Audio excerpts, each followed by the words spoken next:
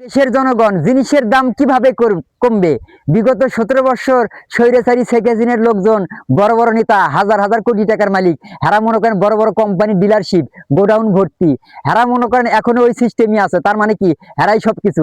হেরা যদি স্টক করে দাম বাড়ায়, বিভিন্ন উল্টোপাল্টা সেন্টারে থাকে, অর্থাৎ শেখ হাসিনার ব্রেন অনেকগুলো, তার মধ্যে এটাও একটা, যে যত রকমের কোম্পানি ডিলারশিপ সব শেখ হাসিনার লোকজন। জনগণ প্রতারিত হবেই, জনগণ হতাশ খাবি।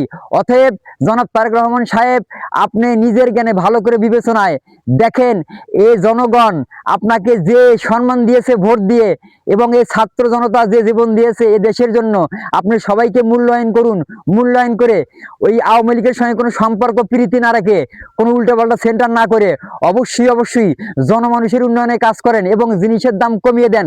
প্রয়োজনে সকল কর প্রত্যাহার করে, কম করে কর দিয়ে জিনিসের দাম স্বাভাবিক রাখেন।